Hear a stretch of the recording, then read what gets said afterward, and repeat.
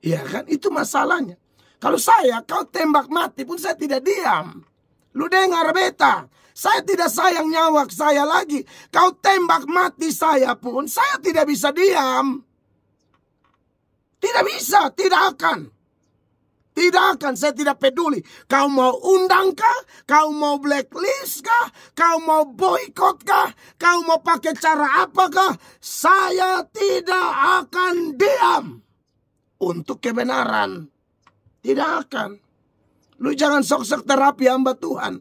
Karena bagi saya, dengar, kalau bagi saya mati dan ada, kalau ada orang bisa kasih mati saya, bukan kau jago setan.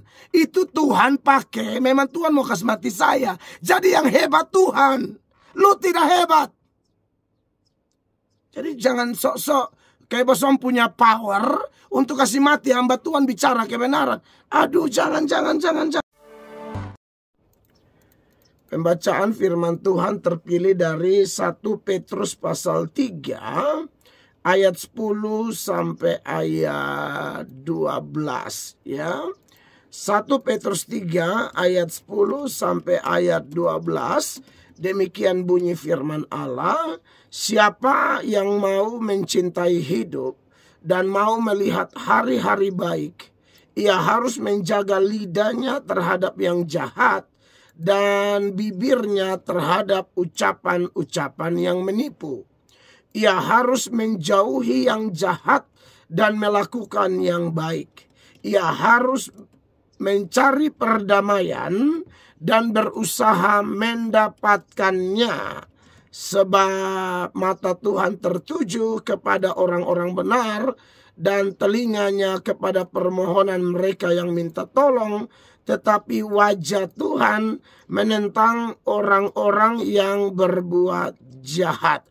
Bapak Ibu jemaat yang diberkati oleh Tuhan Yesus Kristus, sekali lagi firman Tuhan ini datang melalui Rasul Petrus, saudara-saudara, kepada orang-orang Kristen berlatar belakang Yahudi, yang pada konteks itu, kekasih Tuhan, pada zaman itu orang masih melihat Kristen itu seperti Yahudi, ya. Jadi memang ada tuntutan yang lebih dari Tuhan melalui Petrus kepada mereka yang sudah menjadi Kristen, sekalipun mereka berlatar belakang Yahudi, dan pada waktu itu orang menganggap mereka Yahudi. Kita tahu Yahudi waktu itu di mana-mana selalu bikin keonaran, bikin kekacauan, maka harus tampil beda, tidak boleh tidak, saudara-saudara. Tapi di sisi lain juga ada satu kondisi yang memang luar biasa mengerikan, yaitu bahwa kebanyakan orang Kristen waktu itu adalah budak, ya, dijajah, diperbudak, saudara-saudara, sehingga akhirnya ayat-ayat ini keluar untuk mengcover mereka, menolong mereka hidup sebagaimana pengikut Kristus. Makanya sebagai contoh di minggu lalu itu atau di minggu yang berikut sebelumnya, saya bicara ayat-ayat sebelumnya.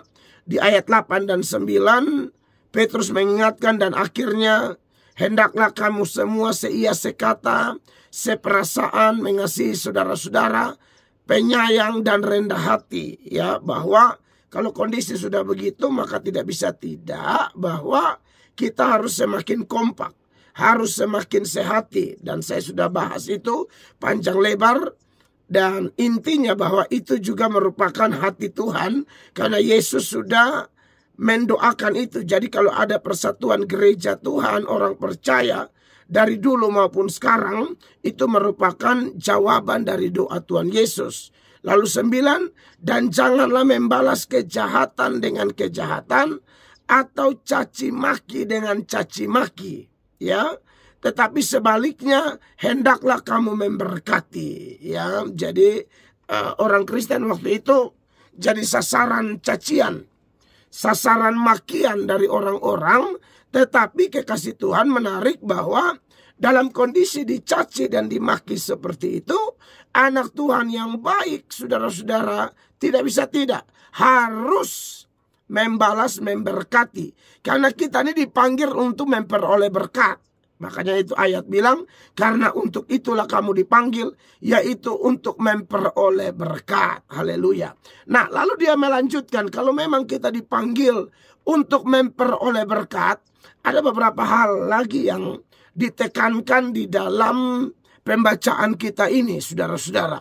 Dimulai dengan kalimat awal di ayat 10. Siapa yang mau mencintai hidup dan mau melihat hari-hari baik. Ya, kata mencintai hidup ini punya pengertian mau menjalani hidup dengan baik, dengan enak. Menjalani hidup sekarang ini, hidup yang Alkitab yang 70-80 tahun. Kalau bisa lebih, kebanggaannya adalah penderitaan. Kalau mau menjalani hidup ini dengan penuh nikmat, ya, menjalani hidup ini dengan penuh kerinduan yang luar biasa untuk berdampak bagi sekeliling, maka tidak bisa tidak, saudara yang diberkati oleh Tuhan Yesus, kita harus hidup sebagai orang Kristen yang benar, begitu ya. Kalau kita bandingkan dengan beberapa ayat di dalam kitab suci, misalnya dalam Pengkhotbah 2 ayat 17 misalnya, di sana justru ada orang yang dia membenci hidup. Dia menjalani hidup itu seperti tidak ada arti sama sekali. Ya. Pengkhotbah 2 ayat 17.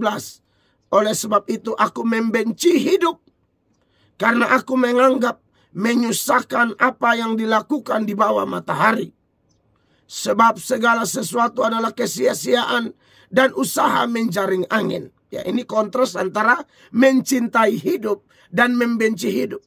Di satu sisi Petrus menawarkan hidup supaya betul-betul menikmati perjalanan hidup yang sementara ini. Ya, ditandai juga ada data yang menuturkan bahwa ada orang-orang yang menjalani hidup tidak suka, tidak enak. Dan mungkin gara-gara itu ada yang bosan hidup, lalu bunuh diri dan lain sebagainya. Itu bisa menjadi salah satu manifestasi orang bosan hidup, benci hidup. Pengkhotbah 2 ayat 18. Aku membenci segala usaha yang kulakukan dengan jeripaya di bawah matahari.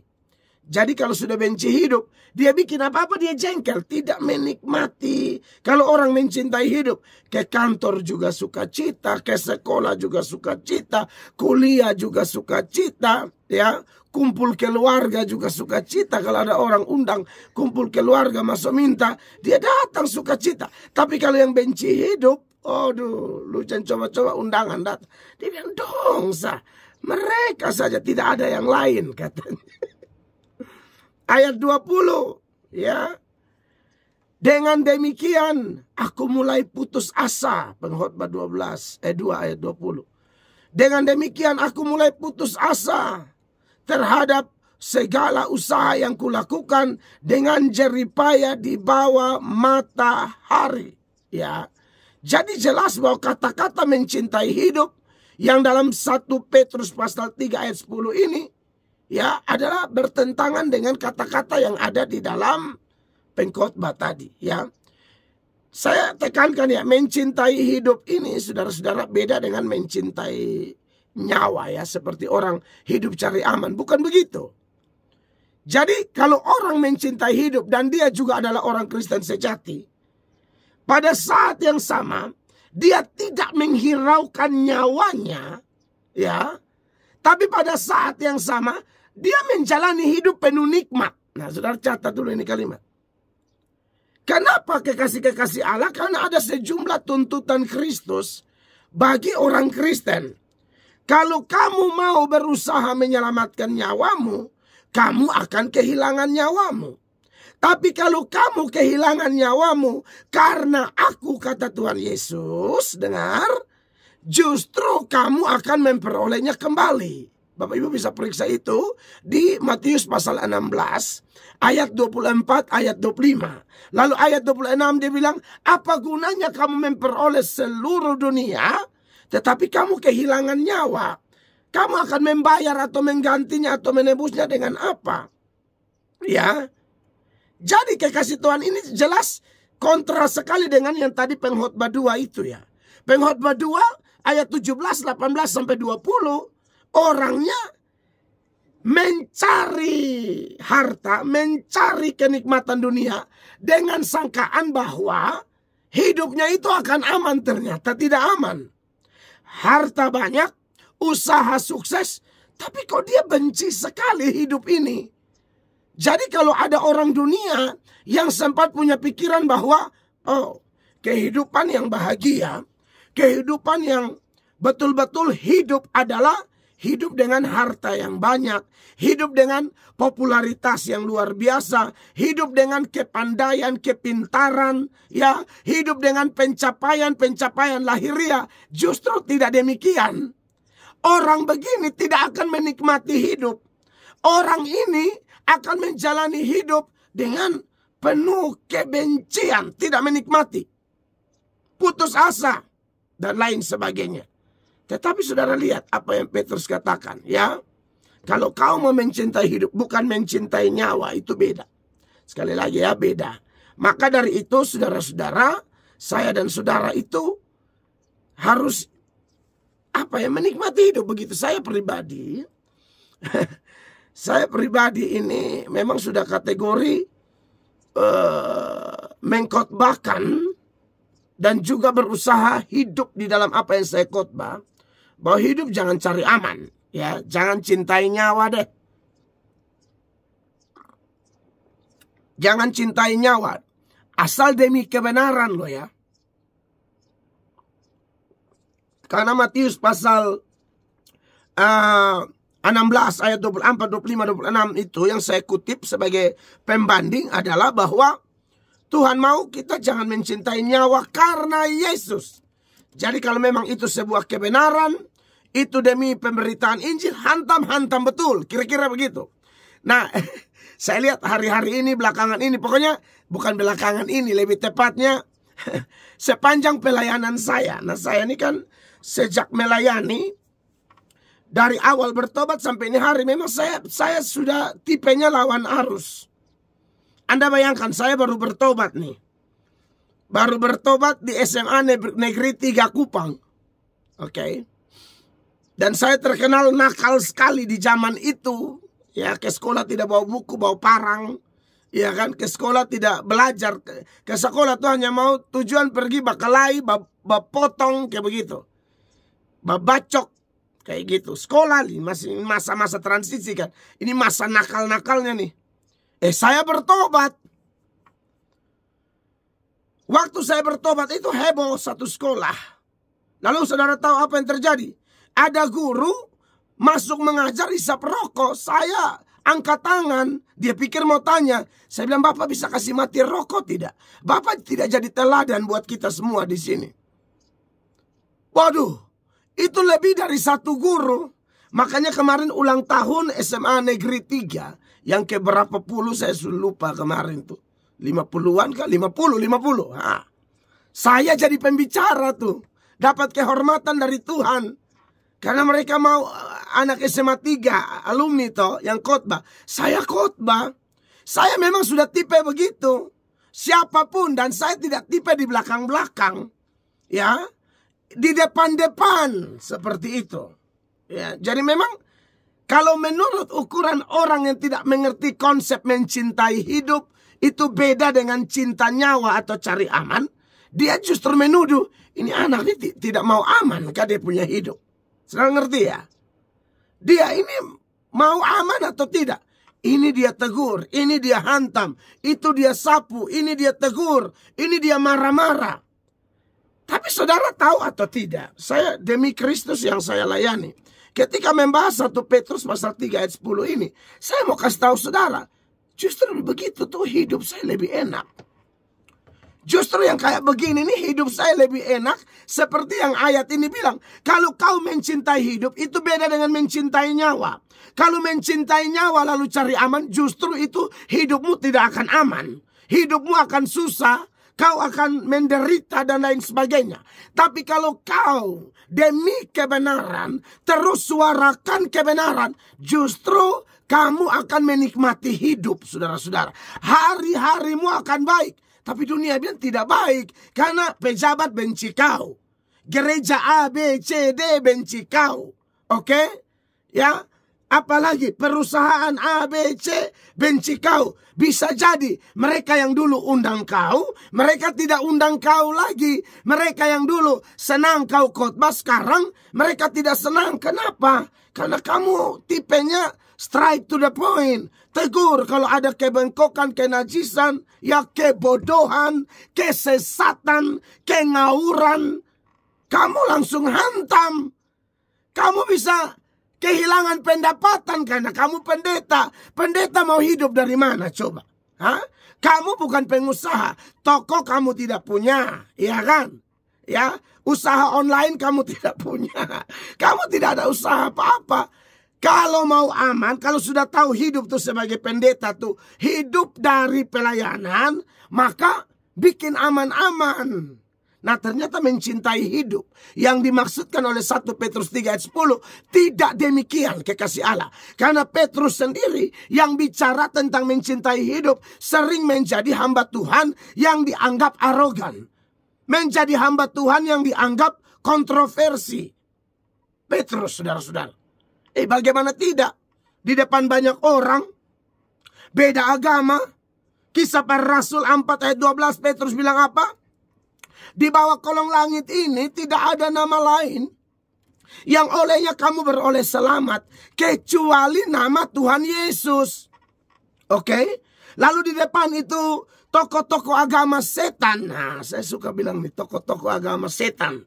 Ya. Kenapa saya bilang tokoh-tokoh agama setan? Karena mereka itu menghambat pelayanan. Mari kita lihat dulu ya. Aduh, ini enak sekali pagi yang diberkati. Walaupun agak terlambat saudara-saudara ya. Ini tokoh-tokoh agama setan ini. Mereka menghalang-halangi Petrus dan kawan-kawan menyebarkan Injil. Nah itu, jadi ternyata memang ada tokoh agama yang setan pakai saudara-saudara. Itu dari dulu sampai sekarang. Jadi kalau saudara yang tanya, coba sebut nama. Ya bodoh itu namanya. Kau periksa diri sendiri, kau tuh dipakai siapa? Tuhan atau setan? Kalau dipakai Tuhan, kau adalah tipe orang yang ngotot cari bagaimana jalannya supaya nyawaku tidak aman tapi pelayanan maju. Tetapi aku tetap dengan batasan-batasan yang jelas untuk melayani Tuhan. Begitu ya. Saya contohkan ini orang-orang yang saya bilang ini apa tadi? Tokoh-tokoh agama setan itu ya. Ya, saudara lihat di dalam kisah yang tadi, kisah para Rasul pasal 4 ayat 12, khotbahnya begitu tegas. Sebelumnya dia sudah tegur mereka semua tokoh-tokoh agama bahwa kalian ini pembunuh ya. Dan ingat, Petrus ngomong itu di bawah pimpinan Roh Kudus. Di dalam kisah pasal 4 ayat 8, jawab Petrus penuh Roh Kudus, penuh dengan Roh Kudus, hai pemimpin-pemimpin umat dan tua-tua. Anda lihat ini khotbah. Bukan khotbah untuk hei jemaat saja. Tidak. Hei pemimpin-pemimpin umat dan tua-tua. Jadi jangan pikir yang butuh khotbah itu cuma jemaat. Kita pendeta-pendeta butuh khotbah. Saya pernah duduk dengar satu khotbah. Dan memang saya lagi bikin pelanggaran. Betul, saya bikin pelanggaran. Lalu hamba Tuhannya berkhotbah. Aduh, dia hantam betul-betul. Saya tidak tahu dia memang sengaja share saya atau tidak sengaja, saya tidak peduli. Masalahnya, dia khotbah itu pas waktu itu saya juga memang sedang melakukan pelanggaran gitu di hadapan Tuhan. Dan khotbahnya datang secara jujur di hati ada rasa mau tersinggung. Tapi karena saya lihat ini sosok hamba Tuhan, walaupun agak tersinggung, tetapi saya memutuskan untuk berkata, ini firman-Mu. Terima kasih banyak Tuhan. Dan saya lihat dari situ memang kita akan jadi pemimpin yang agak lebih baik terus menerus dibentuk menjadi serupa dengan Kristus. Petrus bilang apa? Hai pemimpin-pemimpin umat dan tua-tua, jika kami sekarang harus diperiksa. Oh, ternyata hamba Tuhan diperiksa itu dari dulu. Demi kebenaran. Ada juga diperiksa karena percabulan, ada juga diperiksa karena memang tipu, ada juga diperiksa karena inbox anak orang lalu kata-kata mesum. Karena kemarin kami khotbah ada yang masuk bilang kami ada data pengkhotbah KKR, saya tidak tahu dari mana. Pengkhotbah KKR keliling bikin lucu-lucu, tapi kami punya data. Dia inbox anak perempuan kami, kata-katanya mesum semua. Dan kelihatannya mereka ngotot mau buktikan. Kami juga bingung, siapa ini? Iya kan? Karena bilang suka KKR kasih keliling, kasih lucu orang. Lalu ada inbox anak orang, anak perempuan orang dengan kata-kata mesum. Ini tidak tahu pendeta siapa, sudah beristri atau belum. Pokoknya tidak jarang beritakan firman, hanya main-main lawak. Lalu ada inbox anak orang masuk di live kami. Aduh, kami tidak tahu lagi, saudara-saudara. Nah, kalau yang begitu baru tiba-tiba nanti orang posting lalu diperiksa, ya itu malulah. Tetapi kalau kayak Petrus begini, oh tidak. Mereka ini kekasih-kekasih Tuhan betul-betul beritakan Injil. Lalu dia bilang, jika kami sekarang harus diperiksa karena suatu kebajikan kepada seorang sakit dan harus menerangkan dengan kuasa manakah orang itu disembuhkan. 10. Maka ketahuilah oleh kamu sekalian dan oleh seluruh umat Israel. Maksudnya mulai dari yang tokoh agama sampai jemaat. Bahwa dalam nama Yesus Kristus, orang Nazaret yang telah kamu salibkan, tetapi yang telah dibangkitkan Allah dari antara orang mati, maka oleh karena Yesus itulah orang ini berdiri dengan selamat sekarang di depan kamu. Lalu dia mulai ngomong keselamatan dan seterusnya. Padahal saudara, mereka orang-orang tidak terpelajar. Tetapi saudara-saudara, setelah mereka bicara begitu luar biasa, ya, ayat 15, saya lompat ayat 15. Dan setelah mereka menyuruh rasul-rasul itu meninggalkan ruang sidang, berundinglah mereka dan berkata, tindakan apakah yang harus kita ambil terhadap orang-orang ini? Sebab telah nyata kepada semua penduduk Yerusalem bahwa mereka telah mengadakan suatu mujizat yang menyolok dan kita tidak dapat menyangkalnya. Tetapi supaya hal itu jangan makin luas tersebar di antara orang banyak, baiklah kita mengancam dan melarang mereka supaya mereka jangan berbicara lagi dengan siapapun dalam nama itu. Dan setelah keduanya disuruh masuk, mereka diperintahkan, ini tokoh-tokoh agama, perintahkan supaya sama sekali jangan berbicara lagi atau mengajar lagi dalam nama Yesus. 19. Tetapi Petrus dan Yohanes menjawab mereka, silakan kamu putuskan sendiri manakah yang benar di hadapan Allah, taat kepada kamu atau taat kepada Allah. Sebab tidak mungkin bagi kami untuk tidak berkata-kata tentang apa yang telah kami lihat dan apa yang telah kami dengar. Jadi saudara-saudara, jadi Petrus yang ajar kita pagi ini di 1 Petrus 3 ayat 10 bilang, kalau kau mau mencintai hidup, artinya kamu bukan cari aman. Karena Petrus bukan tipe cari aman, ya. Petrus adalah tipe orang yang sangat berani menyatakan firman Allah. Nah, saya pribadi sebagai pendeta, saya maunya belajar dari tokoh-tokoh seperti ini, ya. Seperti Petrus, Paulus, bahkan Tuhan Yesus sendiri. Tuhan Yesus mana cari aman, hantam di muka itu Farisi, pemimpin agama munafik. Dia bilang apa ya? Pemimpin bodoh, buta, ular beludak, munafik, kuburan berlabur putih. Kamu di luar saja kelihatan manis, di depan orang padahal isi dalam penipu kamu semua, penjahat kamu semua. Ya, itu Tuhan Yesusku. Nah, beta layani Tuhan Yesus. Bukan beta layani hanya sekedar beta pun sinode. Oh tidak. Ya. Karena ada satu pergumulan tertentu sinode saya panggil saya. Panggil karena sinode itu memang harus begitu kan. Kalau ada berita dan memang selalu berita tentang saya. Lalu sinode panggil. Minta, aduh kasih penjelasan dulu, ini sudah heboh begini-begini nih. Pak Mel bikin apa? Oh begini, saya jelaskan semua. Oh oke. Kami mengerti. Lalu sinodenya bilang apa? Saudara, ini sinode bagus sekali. Saya sayang saya punya sinode. Pak Mel, ingat, kalau yang namanya dosa, hantam. Siap Bapak. Ingat, Jaga jangan sebut nama, pasti ya. Tapi kalau dosa, oh tidak mungkin, saya tidak hantam. Enak-enak saja kau biarkan dosa merajalela, dosa mengotori gereja. Orang sudah bingung mana gereja, mana pasar, mana gereja, mana diskotik, mana gereja, mana halaman pesta pora. Orang sudah tidak mengerti. Lalu pendeta tutup mulut. Pendeta-pendeta kayak begini, baca itu Matius 23. Yang Tuhan Yesus bilang, kau tuh bodoh, kau tuh buta, pendeta bodoh, pendeta buta. Kalau kita melakukan pembiaran, dosa merajalela di dalam gereja yang kita pimpin, ya, kenajisan, lalu kita berusaha menolak orang-orang seperti Petrus, menolak orang-orang seperti Paulus, bahkan menolak Tuhan Yesus sendiri. Nah, itu memang orang-orang kurang ajar, saudara-saudara, yang diberkati oleh Tuhan Yesus Kristus, ya. Makanya saya tidak akan berubah ya dengan style khotbah saya, sementara yang sepanjang yang saya bicarakan itu adalah kebenaran. Loh, Pak Mel tahu-tahu kok kenapa lari ke situ? Karena saya sedang mengkontraskan antara mencintai hidup dan mencintai nyawa, dua hal yang berbeda. Ya. Justru kalau orang berani bicara benar, sukacita sorga akan penuh di atas dia sebenarnya, ya. Makanya saudara-saudara, setelah ayatnya yang ke-10 bagian awal itu dari 1 Petrus 3, ya, dia lanjut lagi kekasih Tuhan.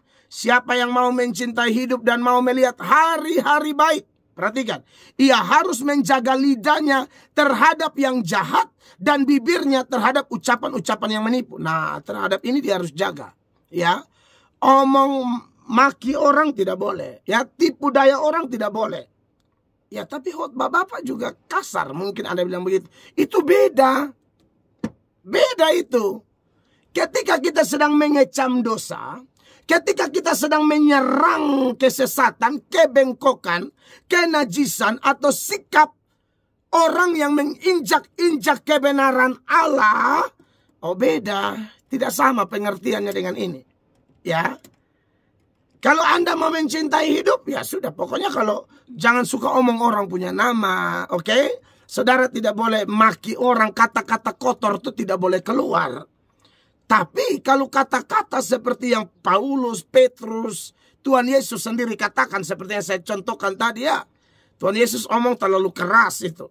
Saudara bisa periksa itu di Matius 23 ayat 15, 16, ya. Di ayat 24, ayat 33, Tuhan Yesus omong itu, ularlah segala macam. Karena Tuhan Yesus sedang mengecam dengan keras. Itu bukan kata-kata kotor Tuhan Yesus loh. Apalagi kayak Paulus, ya. Paulus kalau mengecam pelayan-pelayan yang palsu, Paulus bilang apa? Bukan hanya bilang kata-kata yang lembut, terkutuklah. Aduh, kalau saudara belajar kata-kata Paulus itu ngeri-ngeri sedap, ya. Orang kalau tidak bisa membedakan antara kata-kata kotor dengan teguran keras, sindiran keras, hardikan keras terhadap orang-orang yang mengaku hamba Tuhan padahal palsu, orang pikir pendetanya suka maki-maki. Bukan. Satu kali di sebuah ibadah ada pendeta khotbah lembut, enak banget. Lalu jemaat lagi duduk isap rokok. Ini ibadah tapi dia lagi isap rokok. Dia tarik rokok, dia tiup, baru dia bilang sama teman-teman, ini baru khotbah, jangan kayak Mel Atok. Bayangkan, pas jemaat Tuhan yang saya gembalakan ada di situ kan. Adalah di satu lokasi. Anda lihat, pendeta khotbah lembut, saking lembutnya, jemaat menikmati rokok dengan enak sekali saat mendengarkan khotbah. Mungkin pendetanya juga tidak suruh, tapi jemaatnya memang jemaat yang dia punya mau. Pendeta tuh khotbah, jangan omong dia pun dosa. Kalau dia bersinah jangan tegur, biar dia bersinah terus sampai masuk neraka, kira-kira begitu. Ya, kalau dia ada bisnis tipu-tipu, ada terikat minuman keras, swangi, sihir, berselingkuh, jangan omong. Kalaupun omong agak diperhalus.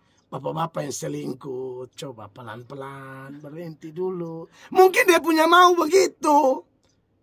Nah, orang begini dia yang mengatur mimbar. Dia yang mau atur gereja. Bukankah ini setan punya anak? Iya, setan punya anak. Begitu, ya.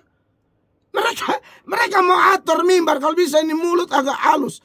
Kau salah orang kalau begitu. Hela rokok, tiup. Isap rokok, tiup asapnya sambil berkata, ini baru pendeta. Jangan kayak Mel Atok, maki-maki orang. Nah, dari situ saya bisa ketahuan. Orang tidak bisa bedakan mana maki orang, mana teguran keras, kecaman keras, hardikan keras kepada dosa-dosa yang mengotori gereja. Saudara coba periksa sendiri, ya. Saya punya kengerian tersendiri, ya, bahwa kalau gereja dibiarkan, lama-lama bisa seperti Eropa, Amerika, Australia, yang beberapa gereja akhirnya kosong. Karena orang sudah tidak lihat lagi perbedaan antara gereja yang adalah, gereja itu kan rumah suci, rumah kudus. Kudus itu dari kata Yunani hagios, itu dibedakan dari atau dipisahkan dari dan diperuntukkan bagi Tuhan. Sekarang tidak lagi. Orang bisa dansa-dansi di gereja, ya. Orang bisa bikin aneh-aneh di gereja. Bayangkan saja, orang bikin ritual-ritual yang aneh di gereja, yang jelas-jelas adalah berhala-berhala. Orang bisa bikin di gereja. Berapa banyak pendeta yang berteriak masalah itu? Iya kan, itu masalahnya. Kalau kau tembak mati pun saya tidak diam. Lu dengar beta, saya tidak sayang nyawa saya lagi. Kau tembak mati saya pun, saya tidak bisa diam. Tidak bisa, tidak akan.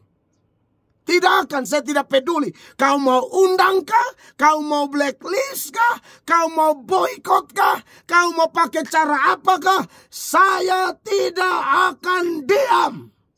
Untuk kebenaran. Tidak akan. Lu jangan sok-sok terapi hamba Tuhan. Karena bagi saya, dengar. Kalau bagi saya mati dan kalau ada orang bisa kasih mati saya. Bukan kau jago setan. Itu Tuhan pakai. Memang Tuhan mau kasih mati saya. Jadi yang hebat Tuhan. Lu tidak hebat. Jadi jangan sok-sok. Kayak bosom punya power untuk kasih mati hamba Tuhan bicara kebenaran. Aduh, jangan. Ini hari memang beta bangun terlambat. Ya. Tadi malam saya kuliah sampai lat. Tapi saya bilang jangan sampai tidak ini. Harus firman disampaikan di pagi yang diberkati. Haleluya. Begitu dia mencerita. Tunggu saya minum sedikit ya. Ini suara agak serak-serak. Tiap hari khotbah. Beta lebih baik bisu karena kebenaran, ya. Makanya berteriak sampai kerongkongan dan putus. Lebih baik daripada omong yang tidak-tidak, toh. Begitu ceritanya jemaat terkasih. Ya karena dari dulu saya muncul sampai hari ini, saya selalu menjadi masalah. Katanya, dia kalau omong nih, ketongke. Ya karena kalau kau bukan pelaku, kau tidak perlu marah-marah. Dulu saya punya rekan satu pengkhotbah yang juga tidak pusing orang, tapi sudah meninggal dari Katolik. Namanya Pater Bernard. Ya. Di Kupang ini, NTT ini, hanya kami berdua ini yang selalu pro kontra ditolak. Kalau yang lain yang main-main aman, main lawak, ya orang terima lah. Tapi model kayak kami ini, siapa mau terima? Yang mau terima beta nih hanya orang-orang yang memang mau bilang, Bapak memang dunia sudah tambah jahat, jadi mesti hantam Bapak, bahaya. Sudah biar saya ini tidak butuh terlalu banyak dukung saya. Yang ada saya cukup lah. Cukup. Terlalu repot sekali. Cukup. Daripada banyak-banyak pengecut, lu bikin sial saya. Basesak di beta pelayanan. Berangkat. Kalau yang saya begitu. Jangan datang gabung-gabung cari aman. Di sini tidak aman. Kalau pelayanan saya tidak aman. Kalau kau cari aman supaya orang semua puji soya kau, angka-angka jempol kau, jangan di wilayah pelayanan saya. Jangan. Saya omong, kalau mau ikut Tuhan betul. Kalau mau hanya mau santai-santai, out, keluar. Jangan di saya. Jangan. Tidak boleh. Saya juga tidak butuh pengecut kayak begitu. Karena kita tidak bodoh, kita tidak omong orang pun nama, tapi dosa kita hantam sampai ancor-ancor. Masa tahu ada oknum pejabat bersina, oknum pendeta selingkuh bersina, perokok, pemabok. Lalu kita diam. Bikin kotor gereja kan? Sekarang gereja ini siapa punya? Kau pun nenek moyang punya. Mau gereja apapun, sinode apapun, itu Tuhan Yesus punya. Jadi tidak ada bilang, oh ini kami, lu rasa paling berkuasa di itu gereja. Oh no. Kau tidak mengerti ilmu eklesiologi. Kamu tidak mengerti kristologi dengan baik. Kalau kau masih menganggap gereja itu kau bisa kuasai. Seolah-olah kaulah kepala gereja. Kau tidak mengerti gereja. Kalau di gereja tetap ada kegelapan. Gereja itu dari gelap menuju terang. Kalau gelap tetap gelap. Hanya slogan gereja. Tapi isinya calon-calon penghuni neraka. Nah ini memang khotbah begini Anda tidak bisa terima. Ini saya tidak konsep. Ini Tuhan taruh di otak saya. Begitu. Ya. Ini mau ada tanya jawab atau tidak nih Kaningsi? Saya sudah tanya nih. Jadi begini. Jadi kalau mau lihat hari-hari baik. Jemaat ya. Ini baru ayat 10 nih. Aduh ini kalau masuk di ayat lain lebih bagus sebenarnya. Tapi sudah nanti ini minggu depan ya. Siapa yang mau mencintai hidup dan mau melihat hari-hari baik, ia harus menjaga lidahnya terhadap yang jahat dan bibirnya terhadap ucapan-ucapan yang menipu. Ada orang khotbah tidak nyatakan kebenaran, tapi orang nyatakan kebenaran dia maki-maki. Nah itu yang sebenarnya tidak boleh. Kalau kami nyatakan kebenaran, kau tahu kebenaran, harusnya kau dukung kami. Begitu ya. Tapi ada yang terbalik. Kami sampaikan kebenaran, haleluya. Tapi diserang, ditolak. Ini kau punya hidup tidak akan aman. Jangan maki hamba Tuhan yang sedang berbicara keras, menghantam dosa-dosa yang mengotori gereja. Ulang. Jangan coba-coba maki hamba Tuhan yang sedang dipakai Tuhan menghardik, menghantam keras kenajisan-kenajisan yang ada di sebuah kota, yang ada di sebuah provinsi, atau yang ada di sebuah gereja. Jangan coba-coba kau maki. Ya, pendetanya tidak mungkin balas maki kau. Tapi Tuhan yang utus mereka nanti hantam kau kalau kau tidak bertobat. Itu poinnya. Ya. Oke, saya pikir cukup itu. Saya terlalu keras pagi-pagi ini. Tapi enak, ini olahraga sport jantung sedikit ya. Di Car Free Day ada putar, itu bagus ya. Oke, Tuhan berkati. Sisa sedikit tanya jawab lah ya. Tuhan berkati.